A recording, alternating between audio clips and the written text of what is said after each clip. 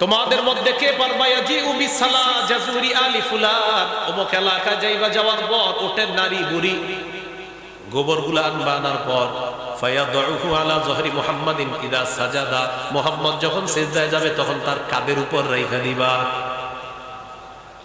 ভাই ওই দূরের আওয়াজ লাগবে না বেশি, অনেক রাত হয়ে গেছে, তো দূরের আওয়াজটা একটু কমাই দেন, দূরের, ওনারা বুঝলেই হবে শুধু। তো দেখেন নবীজি সাল্লাল্লাহু আলাইহি সাল্লাম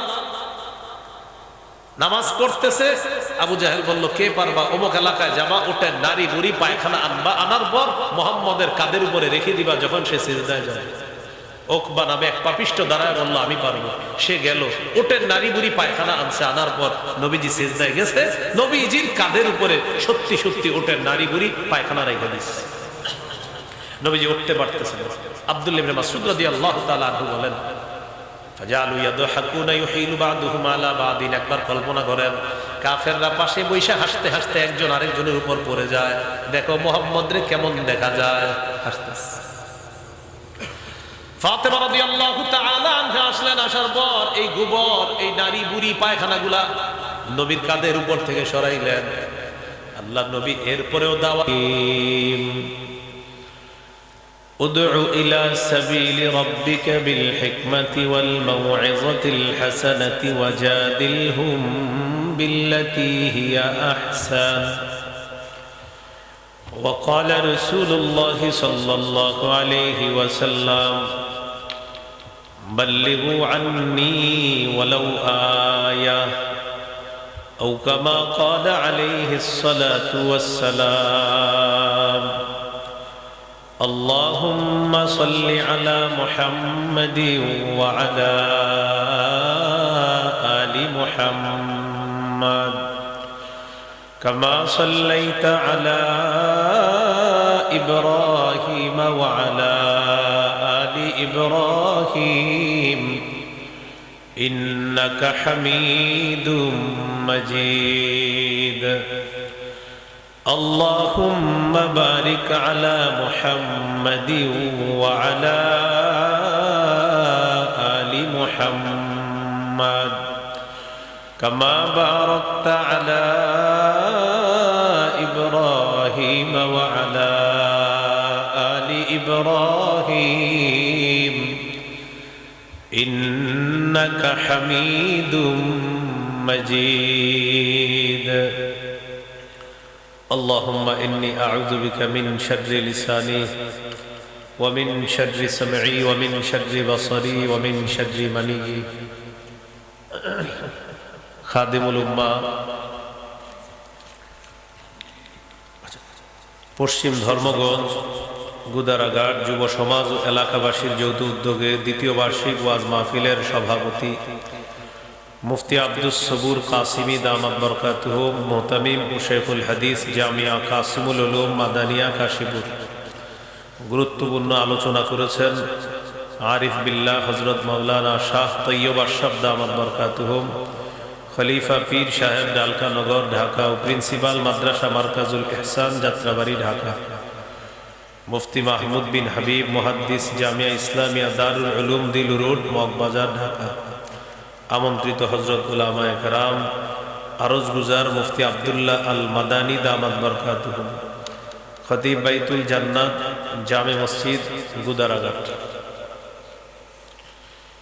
উপস্থিত হযরত উলামায়ে কেরাম, মুসলমান ভাইরা, আল্লাহ তাআলার দরবারে শুকরিয়া আদায় করছি, আল্লাহ আমাদেরকে এই মাহফিলে উপস্থিত হওয়ার তৌফিক দান করেছেন বলে আলহামদুলিল্লাহ।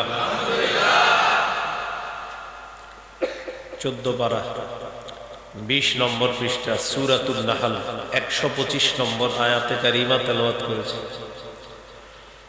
আয়াতে আল্লাহ তাআলা হুকুম করেছেন উদউ ইলা সাবিলি রাব্বিকা বিল হিকমাতি ওয়াল মাউইযাতিল হাসানা, নবী আপনি দাওয়াত দেন আপনার রবের পথে কৌশলে, উত্তম ওয়াজের মাধ্যমে। নবী আপনি দাওয়াত দেন আপনার রবের পথে কৌশলে এবং উত্তম ওয়াজের মাধ্যমে। ওয়াজাদিলহুম বিল্লাতী হিয়া আহসান, এবং আপনি বাতিলদের সাথে বিতর্ক করেন উত্তম পন্থায়। ইন্না রাব্বাকা হুয়া আ'লামু বিমান দাল্লা আন সাবিলিহি ওয়া হুয়া আ'লামু বিল মুহতাদিন। নিশ্চয় আপনার রব অধিক অবগত ওই ব্যক্তির ব্যাপারে যে তার রবের রাস্তা থেকে বিচ্যুত হয়ে গিয়েছে, এবং ওই ব্যক্তির ব্যাপারে অধিক অবগত যারা হেদায়েত প্রাপ্ত, পথভ্রষ্ট যারা, তাদের ব্যাপারেও অবগত আল্লাহ সবচেয়ে বেশি। যারা হেদায়েত প্রাপ্ত তাদের ব্যাপারেও আল্লাহ তাআলা সবচেয়ে বেশি অবগত। আয়াতে আল্লাহ উদউ বলছে, দাওয়াত দেন। দাওয়াতের আবিধানিক অর্থ আহ্বান করা, ডাকা। সূরা বনী ইসরাঈলের 52 নম্বর আয়াতে আল্লাহ বলেন, ইয়াউমা ইয়াদউকুম, সেদিন তিনি তোমাদেরকে ডাকবেন, আহ্বান করবেন। এখানে দাওয়াত অর্থ আহ্বান করা, ডাকা। সূরা বাকারার 186 নম্বর আয়াতে আল্লাহ বলেন, ভাই ইকু দিয়েন না, ইকু বন্ধ করেন। উজিবু দাওয়াতাদ দাঈ ইযা দাআন, আহ্বানকারী যখন আহ্বান করে, ডাকে, আমি সাথে সাথে তার ডাকে সাড়া দিই। সূরা বাকারার 186 নম্বর আয়াতে দাওয়াতের অর্থ হলো ডাকা, আহ্বান করা। এখান থেকে বাবে নাসরান শুরুর মাজদার, উজিবু দাওয়াতাদ দাঈ ইযা দাআন, আহ্বানকারী যখন আমাকে, দাআনি, আমাকে আহ্বান করে, আমি তার আহ্বানে সাড়া দিই। তো দাওয়াতের অর্থ আহ্বান করা, ডাকা। সূরা আলী ইমরানের 144 নম্বর আয়াতে আল্লাহ বলেন, ওয়ালতাকুম মিনকুম উম্মাতুন ইয়াদউনা ইলাল খায়র ওয়া ইয়া'মুরুনা বিল মা'রুফি ওয়া ইয়ানহাউনা আনিল মুনকার, তোমাদের মধ্যে এমন একটা দল থাকা উচিত যারা মানুষকে কল্যাণের দিকে আহ্বান করবে, ডাকবে, সৎ কাজের আদেশ করবে, অসৎ কাজের নিষেধ করবে। এখানে ইয়াদউনা, দা ইয়াদউ থেকে জমা মুজাক্কার গায়েবের সিগা, মানে ব্যাকরণগতভাবে তারা আহ্বান করবে। দা ইয়াদউ দাওয়াতান মানে ডাকা, আহ্বান করা, আবিধানিক অর্থ। তো এই আয়াতগুলা থেকে আমরা জানলাম দাওয়াত অর্থ ডাকা, আহ্বান করা। 24 পারা 19 নম্বর পৃষ্ঠা সূরা হামিম আস-সাজদা 33 নম্বর আয়াতে আল্লাহ বলেন, ওয়ামান আহসানু কাওলাম মিম্মান দাআ ইলাল্লাহ ওয়া আমিলা সালিহান ওয়া ক্বালা ইন্নানী মিনাল মুসলিমিন। ওই ব্যক্তির চেয়ে উত্তম কথা আর কার হতে পারে যে মানুষকে আল্লাহর পথে ডাকে, আহ্বান করে। দা, এই দাটা, এটাকে বলা হয় মাজির সিগা, ওয়াহিদ মুজাক্কার গায়েবের সিগা। দা ইয়াদউ দাওয়াতান থেকে ডাকা, আহ্বান করা। আমরা একটা গুরুত্বপূর্ণ আলোচনার দিকে এগিয়ে যাচ্ছি ইনশাআল্লাহ, খুব মন দিয়ে শুনুন।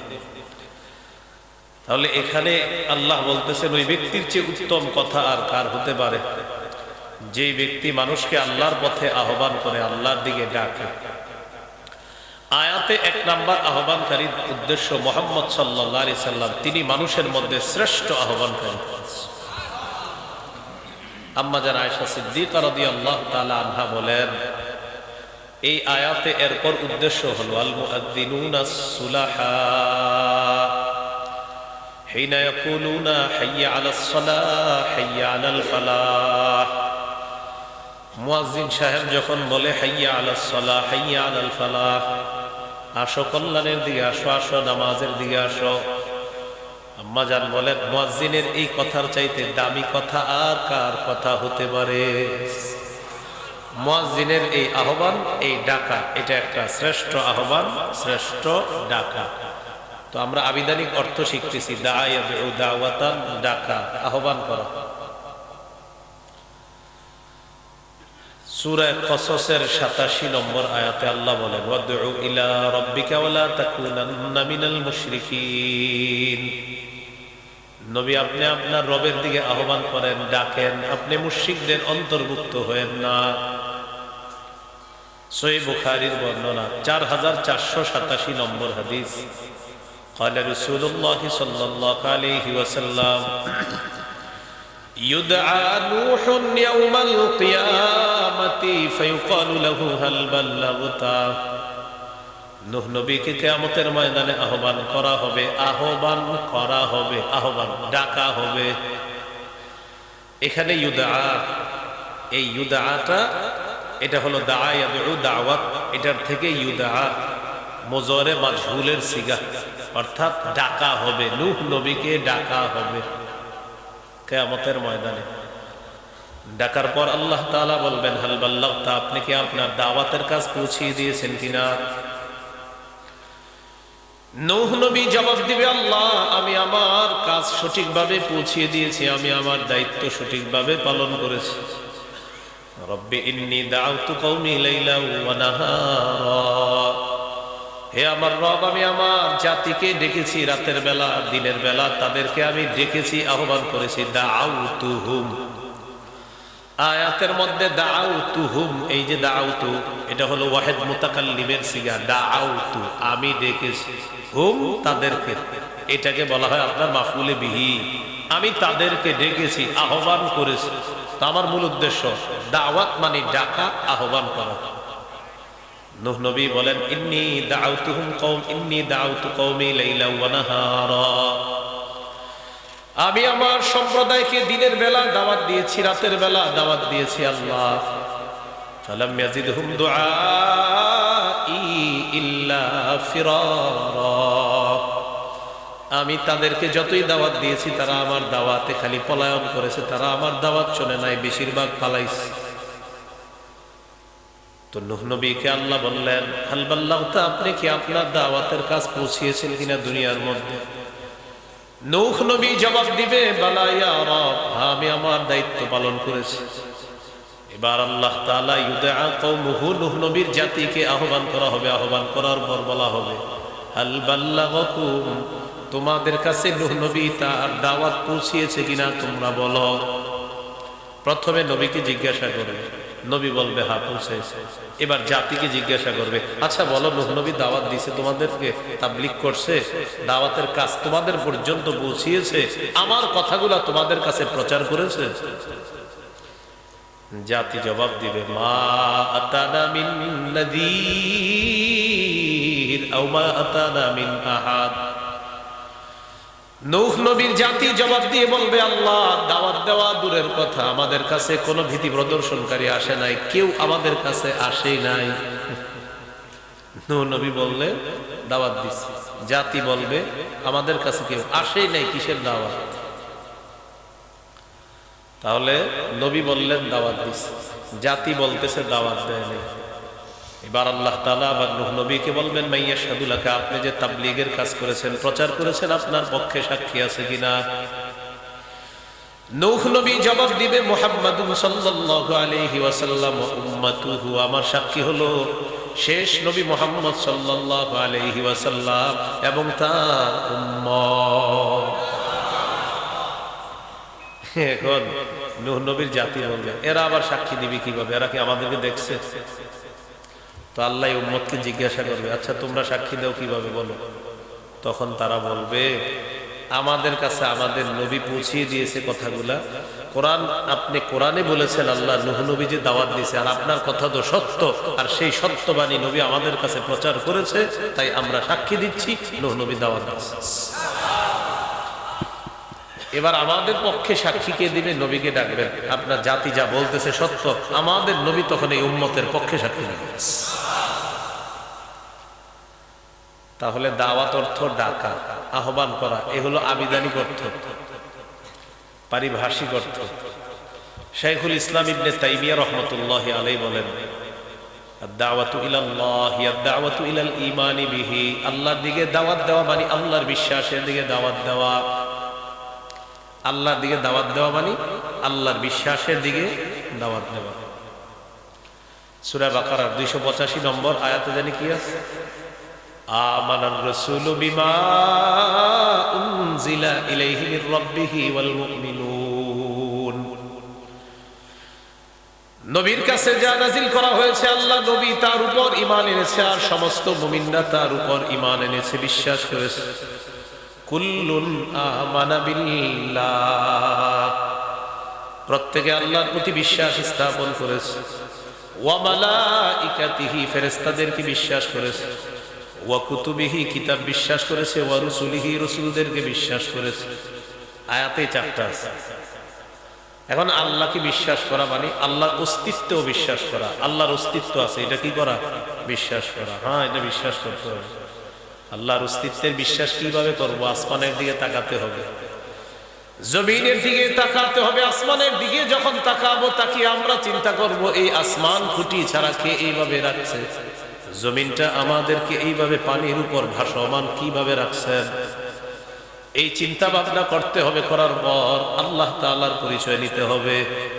তো আকাশের দিকে তাকাই, তাকানোর পর চিন্তা করি আসমান এইভাবে কে স্থাপন করেছে?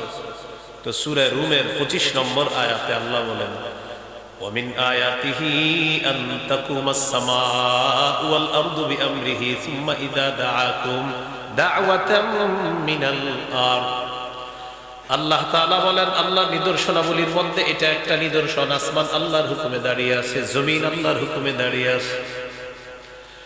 আসমানের দিকে আমরা তাকিয়ে এবার চিন্তা করব আসমান আল্লাহ কেন এইভাবে রাখলেন? আল্লাহ জবাব দেন, ওয়াজআলনাস সামাআ সাকফাম মাহফুজা, তোমাদেরকে সুরক্ষা দেওয়ার জন্য এই আসমান আমি খুঁটি ছাড়া ছাদ বানায়া দিলাম।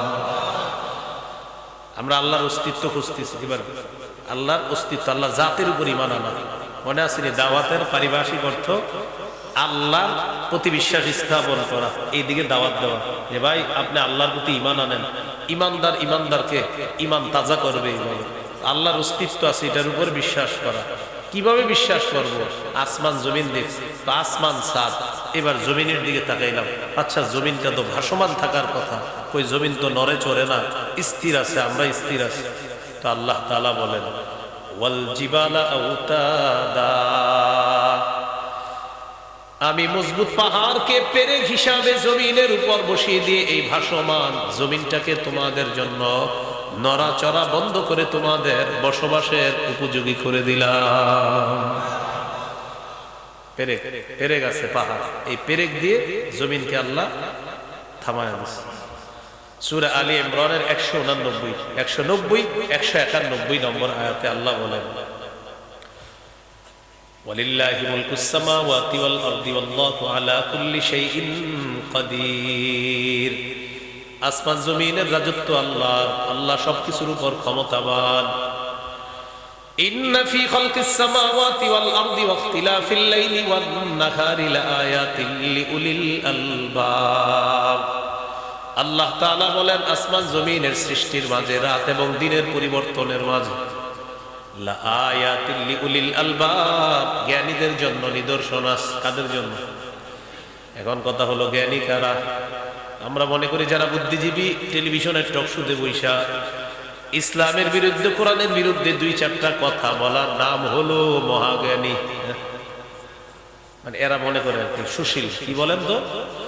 সুশীল শ্রেণী এদেরকে মনে করা হয় যে এরা হলো সুশীল। এরা সুশীল না, এরা অসুশীল। এরা কি? অসুশীল। এরা অথর্ব। গুটি কয়েকজন অসুশীল অথর্ব মানুষগুলা এই বাংলাদেশটা সব সময় একটা ভয়ঙ্কর পরিবেশ তৈরি করে রাখতে চায়। শান্তিতে থাকতে চাইলেও এই অসুশীলরা আমাদের দেশটা অশান্তিতে রাখতে চায়। এই দেখেন, একটা গেছে, যাওয়ার পরে মনে করছিলাম একটু শান্তিতে আমরা ঘুমাবো, এরপরও দেখবেন এই 2-4টা অসুশীল আবার দেশটার অশান্তির দিকে যাবে। আমগো কপাল খারাপ, একটা আগুন ছাড়ি আর একটারে ধরি। বৃষ্টি থেকে বাঁচার জন্য বারবার ঝর্ণার নিচে এসে দাঁড়াই। কি করার? আল্লাহ আমাদেরকে বোঝার তৌফিক দান করেন। তো আমরা মনে করি তারা বুদ্ধিজীবী। বুদ্ধিজীবী মানে কি? যে বুদ্ধি বেঁচে খায়। বুদ্ধিজীবী অর্থাৎ বুদ্ধিজীবী, জীবিকা উপার্জন করে বুদ্ধি খাটিয়ে, তাকে বলা হয় বুদ্ধিজীবী। এখন আপনি আমাদের দেশে এরকম কোটিপতি পাবেন যারা পড়াশোনা জানে না, নিজের স্বাক্ষরটা ঠিক মতো পারে না, কোটিপতি, তিনিও কিন্তু বুদ্ধিজীবী। অর্থাৎ বুদ্ধিজীবী হওয়ার জন্য আপনার মনে রাখতে হবে, বুদ্ধিজীবী হওয়ার জন্য শিক্ষিত হলে ভালো, শিক্ষিত না হলেও বুদ্ধিজীবী হওয়া যায়। কারণ একটা অশিক্ষিত মানুষও তার বুদ্ধি খাটায় সে কোটিপতি হয়ে গেছে। এই জন্য বুদ্ধিজীবী মানেই শিক্ষিত এমন না, শিক্ষিত বুদ্ধিজীবী হতে পারে, কিন্তু শিক্ষিত হওয়া জরুরি না। কারণ যার বুদ্ধি আছে এই বেটা বুদ্ধি বিক্রি করে খাবে, সেই বুদ্ধিজীবী। কিন্তু আল্লাহর ভাষায় জ্ঞানী কারা? আল্লাহ বলেন আল্লাযীনা ইয়াযকুরুনাল্লাহা কিয়ামা, যারা দাঁড়িয়ে দাঁড়িয়ে আল্লাহকে স্মরণ করে। সুবহানাল্লাহ। দাঁড়িয়ে আছে, আসমানের দিকে তাকায়, জমিনের দিকে তাকায়, বাতাসের দিকে তাকায়, গাছের দিকে তাকায়, আল্লাহর আলোর দিকে তাকায়, রাতের দিকে তাকায়, দিনের দিকে তাকায়, আর আল্লাহকে স্মরণ করে, এরাই হলো জ্ঞানী। সুবহানাল্লাহ। ওয়া কুউদা, বসে বসে আল্লাহকে স্মরণ করে। দাঁড়িয়ে আছে চারজন, গল্প করে এই বেটা দাঁড়ায় দাঁড়ায় পড়ে সুবহানাল্লাহ সুবহানাল্লাহ। বসে আছে সবাই গল্পে মত্ত, আর এই ব্যক্তি বসে বসে আস্তে আস্তে পড়তেছে আস্তাগফিরুল্লাহ। ওয়া আলা জুনুবিহিম, শুয়ে শুয়ে আল্লাহকে স্মরণ করে। আল্লাহ পাক বলেন আমি তাদেরকে কোরআনে জ্ঞানী বলে ঘোষণা করলাম।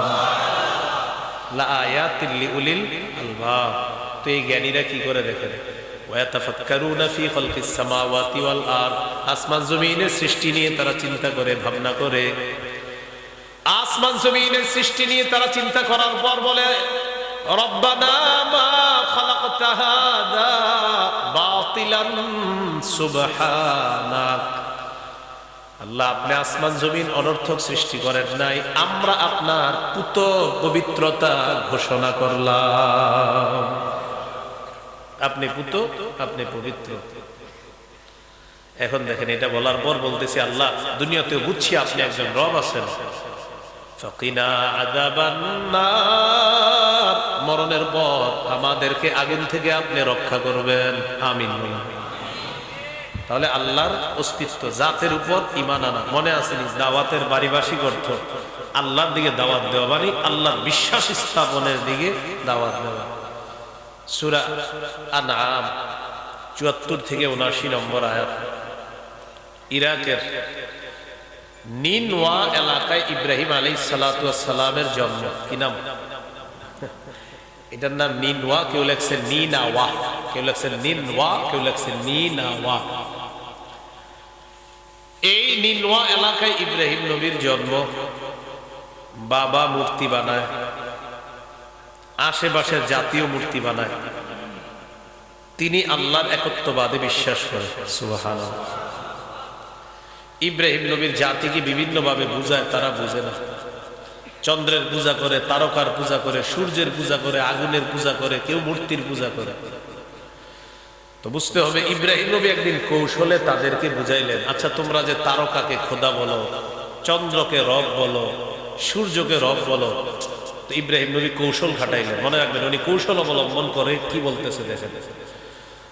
وَإِذْ قَالَ إِبْرَاهِيمُ لِأَبِيهِ آزَرَ أَتَتَّخِذُ أَصْنَامًا آلِهَةً إِنِّي أَرَاكَ وَقَوْمَكَ فِي ضَلَالٍ মুবিন।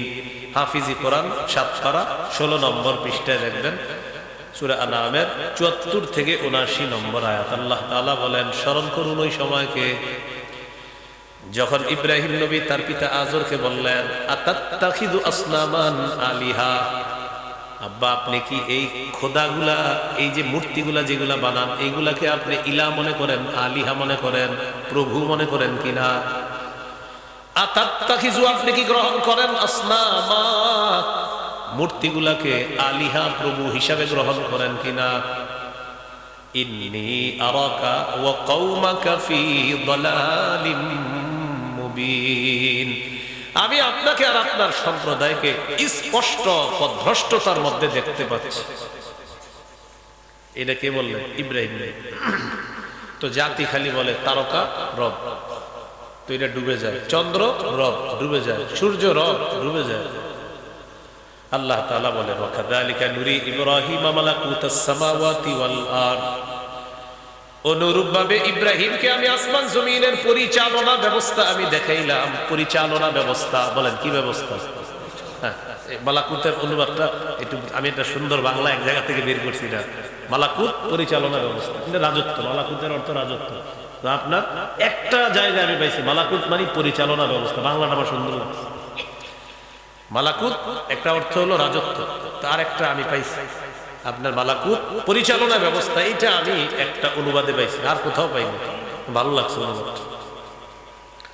তো আল্লাহ তাআলা বলেন ওয়াকাযালিকা নুরি ইব্রাহিম মালাকুতাস সামাওয়াতি ওয়াল আরদ, অনুরূপ ভাবে ইব্রাহিম নবীকে আমি আসমান জমিনের পরিচালনা ব্যবস্থা আমি দেখাইলাম, রাজত্ব আমি দেখাইলাম। ওয়ালিয়াকুনা মিনাল মুকিনিন, আল্লাহ তাআলা বলেন কেন দেখাইলাম জানো? ইব্রাহিম নবী যেন বিশ্বাসটা আরো বেড়ে যায়, তিনি আগে থেকে আমার তাওহীদের বিশ্বাসী, এইগুলা দেখাইলাম এই কারণে তিনি যেন আরো কঠিনভাবে বিশ্বাসীদের অন্তর্ভুক্ত হয়ে যায়। এখন দেখেন কি হয়, ফালাম্মা জান্না আলাইহিল লাইলু রাআ কাওকাবা, যখন রাত ছেয়ে গেল ইব্রাহিম নবীর উপর, রাআ কাওকাবা, ইব্রাহিম নবী তারকা দেখলেন। জাতিকে কৌশলে বললেন হাদা রব্বি, এটাই আমার রব, তোমাদের ধারণা অনুযায়ী এটা রব।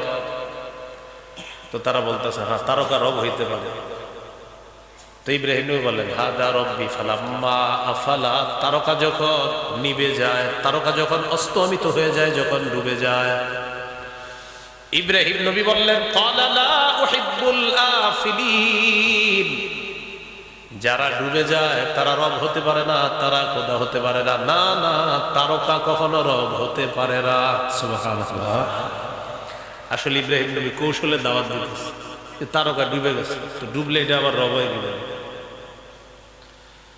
এবার তারা বলতেছে ঠিক আছে, আরো বাকি আছে, চন্দ্র বাকি আছে, সূর্য বাকি আছে। তো এরপরে দেখেন ফালাম্মার আল কমার বাযিগান ক্বালা হাদা রব্বি, ইব্রাহিম নবী যখন দেখলেন চন্দ্রটা স্পষ্ট উদিত হয়েছে, ইব্রাহিম নবী বললেন হাদা রব্বি, এটাই রব। আসলে কৌশলে তাদেরকে দাওয়াত দিচ্ছেন।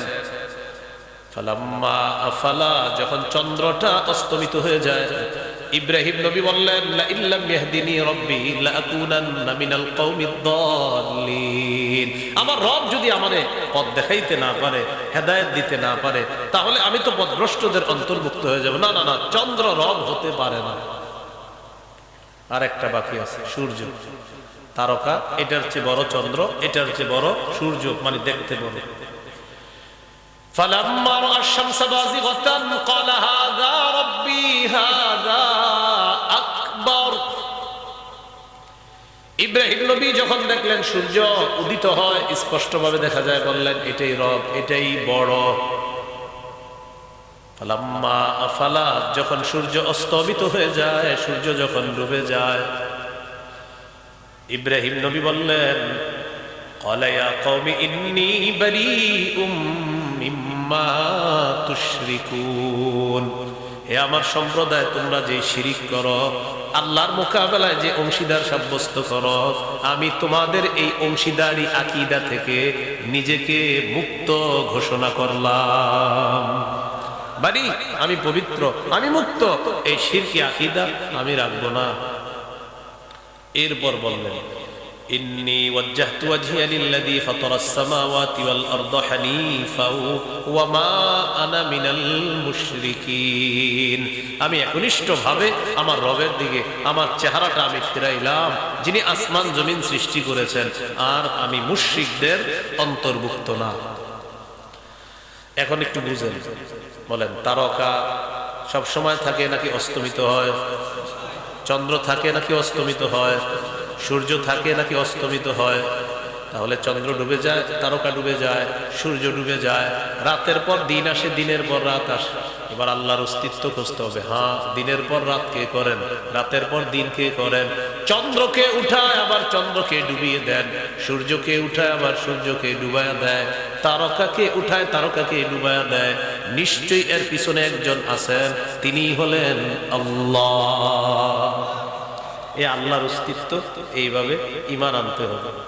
সাত পারার শেষ পৃষ্ঠায় আছে যালিকুমুল্লাহু রাব্বুকুম খালিকু কুল্লি শাই লা ইলাহা ইল্লা হুয়া যালিকুমুল্লাহু রাব্বুকুম লা ইলাহা ইল্লা হুয়া খালিকু কুল্লি শাইইন ফা'বুদুহু।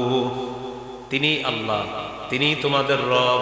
লা ইলাহা ইল্লা হুয়া, তিনি ছাড়া কোনো ইলাহ নাই। খালিকু কুল্লি শাইইন, সবকিছুর সৃষ্টিকর্তা। বলেন তো তিনি আল্লাহ, বলেন তো কি তিনি? তিনি তোমাদের রব, তিনি ছাড়া কোনো ইলাহ নাই, তিনি সবকিছুর সৃষ্টিকর্তা। এবার বুঝেন, এই জায়গায় চারটা কথা বলছে আল্লাহ। তো আমি আল্লাহ, আমি তোমাদের রব, আমি ছাড়া ইলাহ নাই, আমি সবকিছু সৃষ্টি করলাম, অতএব ফাবুদু, তোমরা সে আল্লাহর ইবাদত করো। কার ইবাদত করো? আল্লাহ ইবাদত করো। আপনারা ভুলে গেছেন দাওয়াতের পারিভাষিক অর্থ কি? আদ-দাওয়াতু ইলাল্লাহ হিয়া আদ-দাওয়াতু ইলাল ঈমানি বিহি, আল্লাহর প্রতি বিশ্বাস স্থাপনের দাওয়াত দেওয়া। এবার সবাই একসাথে বলি মৌলিক ভাবে 6টি বিশ্বাসের নাম ঈমান।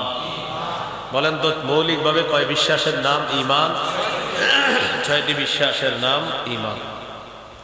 সহিহ বুখারীর বর্ণনা 4777 নম্বর হাদিস, বুখারীর 50 নম্বর হাদিসে আছে। জিবরিল আমিন আসছে নবীর কাছে, আসার পর প্রশ্ন করলেন, মাল ঈমান ইয়া রাসূলুল্লাহ, ইয়া রাসূলুল্লাহ ঈমান কি জিনিস আপনার কাছে জানতে চাই। আল্লাহ নবী বললেন, আন তুমিনা বিল্লাহ, 1 নাম্বার আল্লাহকে বিশ্বাস করা। বুঝেন কিন্তু 6টা জিনিস। 2 নাম্বার ওয়া মালাইকাতিহি, আল্লাহর ফেরেশতাদেরকে বিশ্বাস করা। 3 নাম্বার ওয়া কুতুবিহি, আল্লাহর কিতাবগুলা বিশ্বাস করা। 4 নাম্বার ওয়া রুসুলিহি, আল্লাহ রসুলদেরকে বিশ্বাস করা। 5 নাম্বার ওয়া লিকাইহি, আল্লাহর সাথে সাক্ষাৎটা বিশ্বাস করা। আল্লাহর সাথে সাক্ষাৎ বিশ্বাস, এটা বিশ্বাস করতেই হবে আপনার। দেয়ার ইজ নো গড, নাউজুবিল্লাহ বলেন। আল্লাহ বলতে কিছু নেই, আল্লাহ বলতে কি নাই কিছু নেই। যা দেখি না তা বিশ্বাস করি না, নাউজুবিল্লাহ বলেন। এ তাকান, এটা কি লোহা না? দেখেন ব্যথা পাইছি, আরে ব্যথা পাইছি নি, দেখান তো, দেখানো যায় না তো? কই ব্যথা? তাহলে বিশ্বাস করলাম কিভাবে? আপনারা দি বললেন ব্যথা পাইছি, কোথায়? আপনারা বললেন না ব্যথা পাইছি, দেখা যায়, তাহলে বিশ্বাস করছি। যেই নাস্তিক বলবে আল্লাহ বিশ্বাস করি না, এটা ঘুষি দিবে। ঘুষি দেওয়ার পরও বলবে ঘুষি মারলা কেন? বলবেন কোথায়? বলবে এখানে। কই দেখাও? বলে ঘুষি কি দেখানো যায়? ব্যথা কি দেখানো যায়? বলবেন বিশ্বাস করো, তখন আপনার বলবেন তোমার একটা দিই, তখন বুঝবা। আপনি বলবেন আচ্ছা তাহলে ব্যথা দেখা যায় না, বিশ্বাস করো আমার রবকে দেখি না, বিশ্বাস করি। আপনি সাধারণ একটা ঘুষি দেখাইতে পারেন না, আর আপনি এখন রব দেখি না বিশ্বাস করেন। এবার তারা আরেকটা বলে আমলনামা ওজন করা হবে, এটা হলো ফাও কথা, যা দেখা যায় না। শাহ কিভাবে ওজন করা হবে? জ্বর যখন আপনার হয়, গরম লাগে, জ্বরটা আমারে দেখান। দেখানো যায় না, থার্মোমিটারে ওঠে 102 103। কেন আমার বিশ্বাস করতে হবে এটা 102 3? এটা বিজ্ঞানের আবিষ্কার, বিশ্বাস করতে হবে। বিজ্ঞানের আবিষ্কার, জ্বর 102 3, এটা বিশ্বাস করা লাগে। তাহলে জ্বর দেখা যায় না, ছোঁয়া যায় না, থার্মোমিটারে উঠে বিশ্বাস করা যায়। আমল নামা দেখা যায় না, ওজনের পাল্লায় উঠবে বিশ্বাস করা যায়। কি বলে? ওয়া লিকাইহি, 5 নাম্বার আল্লাহর সাথে সাক্ষাৎ, এটা বিশ্বাস করা। 6 নাম্বার ওয়া তুমিনা বিল বাসিল আখির, পুনরুত্থানকে বিশ্বাস করা। পরের একটা জগৎ আছে, টোটাল জগৎটা বিশ্বাস করা। এই মৌলিকভাবে 6 বিশ্বাসের নাম কি? ঈমান। তো বলছিলাম সূরা বাকারার ওই যে 285 নম্বর আয়াত, কুল্লুন আমানা বিল্লাহ ওয়া মালাইকাতিহি ওয়া কুতুবিহি ওয়া রুসুলিহি লা নুফাররিকু বাইনা আহাদিন মির রুসুলিহি ওয়া ক্বালু সামি'না ওয়া আতা'না গুফরানাকা রাব্বানা ওয়া ইলাইকাল মাসির। এটা 85 নম্বর আয়াত। আর 86 নম্বর আয়াত আছে, লা ইউকাল্লিফুল্লাহু নাফসান ইল্লা উসআহা লাহা মা কাসাবাত ওয়া আলাইহা মাকতাসাবাত রাব্বানা লা তুআখিযনা ইন নাসিনা আও আখতানা। হে আমাদের রব, আমাদেরকে পাকড়াও করবেন না, ইন নাসিনা, যদি আমরা ভুলে যাই, আও আখতানা, যদি ভুল করি। রাব্বানা ওয়া লা তাহমিল আলাইনা ইসরান কামা হামালতাহু আলাল লাযিনা মিন ক্বাবলিনা। আল্লাহ আমাদের উপর এমন বোঝা চাপায়া দিবেন না যা পূর্ববর্তী জাতির উপর আপনি চাপায়া দিবেন। রব্বানা ওয়ালা তুহাম্মিলনা মা লা তাকাতা লানা বিহ, আল্লাহ এমন জিনিস চাপায়া দিবেন না যা বহন করার সাধ্য আমাদের নাই, শক্তি নাই। ওয়াফু আন্না, আমাদেরকে মাফ করেন। ওয়াগফির লানা, ক্ষমা করেন। ওয়ারহামনা, দয়া করেন। আনতা মাওলানা, আপনি আমাদের অভিভাবক। ফানসুরনা আলাল কওমিল কাফিরিন, কাফেরদের বিরুদ্ধে আমাদেরকে সাহায্য করেন। এই শেষের দুইটা আয়াত সূরা বাকারার 285 আর 86। 85 নম্বর আয়াতে ইয়াকিন, তাওহীদ, বিশ্বাস, আমি আল্লাহকে বিশ্বাস করি, এই ঘোষণা দিচ্ছেন। এই 85 আর 86 আজকে রাতে পড়বেন। সহিহ বুখারীর বর্ণনা 4008 নম্বর হাদিস। রাসূলুল্লাহ সাল্লাল্লাহু আলাইহি সাল্লাম বলেন, আল আয়াতান মিন আখিরি সূরাতিল বাকারা, সূরা বাকারার শেষের দুইটা আয়াত, মান ক্বারাআহুমা ফি লাইলাতিন কাফাতা, কোন ব্যক্তি যদি এই দুইটা আয়াত পড়ে ঘুমায় সারা রাত তার জন্য যথেষ্ট হয়ে যাবে। সুবহানাল্লাহ। কোন দুই আয়াত? সূরা বাকারা শেষ দুই আয়াত। এর মধ্যে 85 নম্বর আয়াতে আছে আল্লাহর প্রতি বিশ্বাস, রাসূলের প্রতি বিশ্বাস, কিতাবের প্রতি বিশ্বাস, ফেরেশতাদের প্রতি বিশ্বাস। এখানে একটা বিষয়, আল্লাহকে দেখি না, বিশ্বাস করি, ফেরেশতাদেরকে দেখি না, বিশ্বাস করি। ফেরেশতাদের ব্যাপারে আমাদের আকীদা, ফেরেশতারা হলো আল্লাহর গোলাম। বলেন ফেরেশতারা কি? আমরা কি? গোলাম। বলেন আমরা কি? বলেন আমরা ইবাদ। বলেন আমরা ইবাদ। ফেরেশতারাও ইবাদ। ফেরেশতারা ইবাদ নি, কি বলে? সূরা আম্বিয়া 26-27 নম্বর আয়াত আল্লাহ বলেন, ওয়াকালু ইত্তাখাযার রাহমানু ওয়ালাদান সুবহানা, কাফেররা বলে আল্লাহ রহমান সন্তান গ্রহণ করেছে। বলেন নাউযুবিল্লাহ। কাফেররা বলে, ওয়াকালু, কাফেররা বলে, ইত্তাখাযার রাহমানু ওয়ালাদা, রহমান সন্তান গ্রহণ করেছে। সুবহানা, আল্লাহ সন্তান গ্রহণ করা থেকে পুত পবিত্র। কাফেররা বলে ফেরেশতারা আল্লাহ সন্তান, নাউযুবিল্লাহ। তাহলে ফেরেশতারা কি? আল্লাহ বলেন বাল ইবাদুম মুকরামুন, ইবাদ ইবাদ ইবাদ, বাল ইবাদুম মুকরামুন, বাল ইবাদ ইবাদুম মুকরামুন। ফেরেশতারা আল্লাহর সম্মানিত বান্দা, গোলাম। এখানে ইবাদ, ইবাদ, ইবাদ মানে গোলাম, আল্লাহর গোলাম। আমরাও ইবাদ, ফেরেশতারা ইবাদ। আমরা ইবাদ, এটাও আছে সূরা ফুরকানের 63 নম্বর আয়াত, ওয়া ইবাদুর রহমানিল্লাযীনা ইয়ামশুনা আলাল আরদি হাওনা, রহমানের গোলাম তারা যারা দুনিয়াতে নত হয়ে চলে। আর সূরা আম্বিয়ার 26 নম্বর আয়াতে আল্লাহ বললেন বাল ইবাদ, বাল হুম ইবাদুম মুকরামুন, ফেরেশতারা হলো আল্লাহর সম্মানিত গোলাম। তবে তারা কি করে? লা ইয়াসবিকুনাহু বিল কওল, তারা আগে কথা বলে না, ওয়া হুম বিআমরিহি ইয়ামালুন, বরং আল্লাহর হুকুমে তারা কাজ করতে থাকে সার্বক্ষণ। লা ইয়াসবিকুনাহু বিল কওল, তারা কোনো কথা আগে বলে না, আল্লাহর হুকুমের অপেক্ষায় থাকে। ওয়া হুম বিআমরিহি ইয়ামালুন, আল্লাহ যা বলে এই হুকুম অনুযায়ী তারা আমল করতে থাকে, কাজ করতে থাকে। বাতাস নিয়ন্ত্রণ করে, আসমান জমিনের নিচে কত কিছু নিয়ন্ত্রণ করে।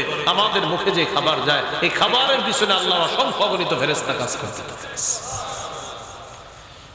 চলে একটা জিনিস বলেন, বলেন আমরা ইবাদ, ফেরেশতারাও ইবাদ। আমরা গোলাম, ফেরেশতারাও গোলাম। আমরা দাস, ফেরেশতারাও দাস। আমরা আল্লাহর দাসত্ব করি, ফেরেশতারা আল্লাহর দাসত্ব করে। পার্থক্য, আমাদের গুনাহের যোগ্যতা আছে, তাদের গুনাহের যোগ্যতা নাই। তাই তো আমরা যোগ্যতা থাকা সত্ত্বেও গুনাহ করি না বলে আমরা শ্রেষ্ঠ। মানে গুনাহ করার যোগ্যতা আছে, তো আমার বান্দা গুনাহ করে না, এই জন্য আল্লাহ বলছেন, এই জন্য তো আদম সন্তান শ্রেষ্ঠ। এর গুনার যোগ্যতা আছে, করে না, এই জন্য আদম সন্তান শ্রেষ্ঠ।